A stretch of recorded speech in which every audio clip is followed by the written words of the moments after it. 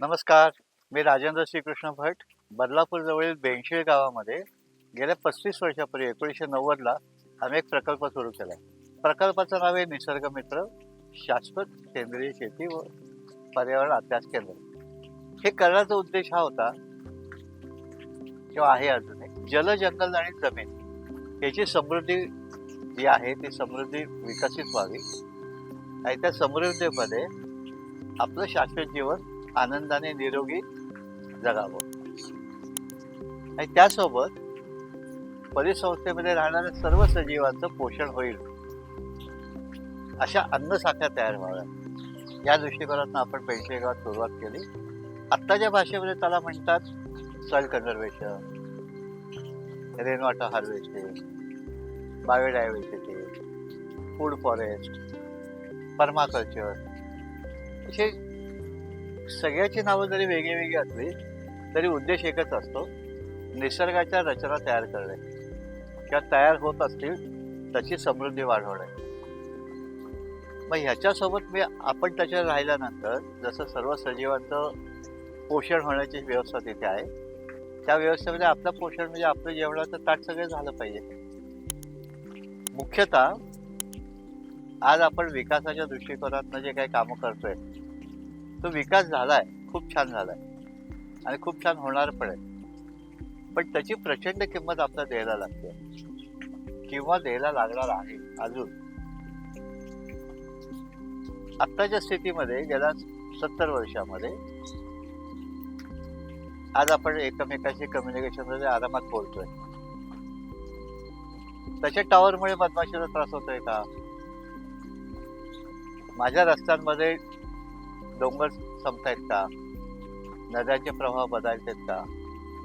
माझ्या इमारतीच्या साठी लागणारं सिमेंट, वाळू आणि हा विकासाचा दर याच्यातनं तयार झालेलं हवेचं प्रदूषण, पाण्याचं प्रदूषण फार मोठ्या स्तरावर पोचलंय आणि बहुतेक ते आणीबाणीच्या परिस्थितीत आहे. माणसाची मुख्य गरज जी आहे ना, आपण शिकलो अन्न, वस्त्र, निवारा. त्या काळी बाकीचं सगळं छानच होतं, आज बाकीचं छान नाहीये. मला जगण्याला महत्वाचं जे आहे ते उत्तम गुणवत्तेचं अन्न. पण अन्न वाचून मी किती दिवस जगेन? तर जैन संप्रदायामध्ये 30 दिवस जगतात लोक. पाण्या वाचून किती दिवस जगेन? 2 दिवस पण नाही. आणि हवे वाचून किती दिवस जगेन? 1 क्षण पण नाही. म्हणजे मला जगण्यासाठी उत्तम काय पाहिजे? तर उत्तम हवा पाहिजे, हवेची गुणवत्ता पाहिजे, पडणाऱ्या पावसाचं जे शुद्ध पाणी आहे त्याच्या गुणवत्तेचं पाणी मला मिळालं पाहिजे आणि या दोन्ही बद्दल तयार होणारी शेती, अन्न निर्मिती ही असली पाहिजे. आत्ताच्या घडीमध्ये हे सगळं कोलॅप्स झालंय. महाराष्ट्रातल्या 67% विहिरींचं पाणी पिण्याच्या लायक नाही असं सरकारचा रिपोर्ट आहे. आपण या 70 वर्षात सगळ्या नद्यांचे गटारे केले आहेत. शहरामध्ये प्रवेश करताना दुर्गंधीची जाणीव होते. असुरक्षित, असमाधानी, असंतुलित वातावरणात आपण जगतोय. मग याला पर्याय काय आहे? तर पर्याय हा आहे की आपण छान शांत पद्धतीने जगण्यासाठी विकासाची गती, माझ्या मनाच्या विचाराची गती आणि निसर्गाची गती याच्यामध्ये कुठे सांगड घालता येईल का? तर ते सांगड घालताना आपण शेती करूया आणि शेतीमध्ये हे सगळं चांगलं करण्याची शक्यता वाढेल त्याच्यासाठी प्रयत्न करूया. सगळ्यांना शेती करता येईल का? तर नाही येणार. पण मग आता त्याच्यासाठी जे गणितं तयार झालेली आहेत किंवा गणितं मांडली जात आहेत त्याला म्हणतात कार्बन फूटप्रिंट आणि वॉटर फूटप्रिंट. तर मी जगण्यासाठी जे काय वापरतोय, हवा, पाणी, वनस्पती, रस्ते, हे सगळं संपण्याची स्थितीमध्ये जर होत असेल तर वाढवण्याची स्थिती मला निर्माण करायला लागेल. तर मी जो उपभोक्ता आहे तर मला चांगला उपभोग मिळण्यासाठी मला हे सगळं गोळा करायला लागेल. तर याच्यासाठी आपण निसर्ग मित्राची सुरुवात केली. त्या निसर्ग मित्रामध्ये सुरुवातीला 1.5 एकर जागा होती, आता 5 एकर आहे. आणि याच्यामध्ये निसर्गाच्या रचनांप्रमाणे रचना करण्याचा प्रयत्न आहे. तो काही टक्के 50% आसपास यशस्वी झालाय. कारण निसर्गाची गती जी असते थोडीशी शांत स्वरूपाची असते आणि त्या गतीमध्ये क्षमता विकास होत असतो. म्हणजे जमिनीचा क्षमता विकास, वातावरणाचा क्षमता विकास, मग तिथे जगणाऱ्या सजीवांचा क्षमता विकास, मग सजीवांच्या वेगळ्या रचना, जशी जशी क्षमता वाढत जाईल तसं काही गोष्टी बाजूला, काही त्याच्या पुढच्या गोष्टी येतात. ह्या सगळ्या इथे दिसायला लागल्या. म्हणजे आपल्याकडे जमिनीची तपासणी समजा आपण केली तर जमिनीचा सामू काय आहे, जमिनीचा ऑर्गॅनिक मॅटर काय आहे, जमिनीची धूप किती होते, जमिनीत पावसाचं पाणी किती मुरतंय, ते पावसाचं पाणी मुरलेलं आपण कशा पद्धतीने साठवतोय आणि त्याचा वापर करून समृद्धीची निर्मिती कशी करतोय, ही सगळी गणितं शेतामध्ये सोडवायला तुलनात्मक सोपं असतं. तर इथे मग आपण त्या या सगळ्या गोष्टी करतोय की एक फूड फॉरेस्ट तयार केलंय, ज्याच्यामध्ये वेगळ्या उंचीवरची वेगवेगळी पिकं असतात आणि कुठलंही वनस्पती, कुठलीही किंवा कुठलाही सजीव एकटा कधीच वाढत नाही हो.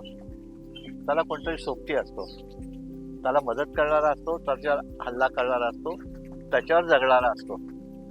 हे माझं जर अन्न लिंबू असेल तर लिंबाच्या झाडावर जगणारे बाकीचे सदस्य असतील का, जमिनीमध्ये असतील, जमिनीच्या वर असतील, झाडावर असतील, फुलांवर असतील, पानांवर असतील, आणि दोन्ही घटक मदत पण करत असतील आणि त्रासही देत असतील, कारण त्याचं पण ते अन्न आहे.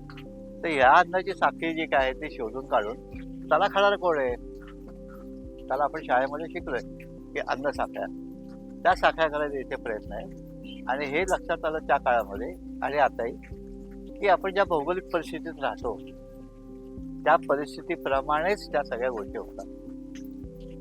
मी कोकणामधल्या बदलापूर जवळ राहून काश्मीरच्या गोष्टी नाही तयार करू शकत, किंवा काश्मीर खूप लांब गेलं मी खानदेशातल्या गोष्टी नाही करू शकत. म्हणजे मला जी मर्यादा आहे ती हवामानाची आहे, समुद्र सपाटीवरची उंचीची आहे. पण ही जरी असली तरी सुद्धा त्याच ठिकाणी लक्षावधी वर्षात निसर्गाच्या ज्या रचना झाल्यात त्या अबाधित आहेत.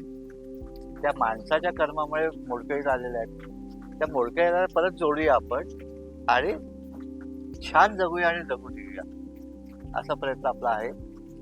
आणि माझी याची धारणा आहे की प्रत्येकाने करायला पाहिजे, कारण माणसाचं ते कर्तव्य आहे.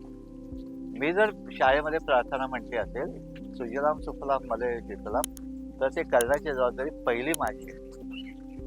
कारण मला ते आनंदाने जगायचे, तिथे दुःखी होऊन नाही जगायचे, आरोग्य घालून नाही जगायचंय, भविष्याचा विचार करून जगायचंय.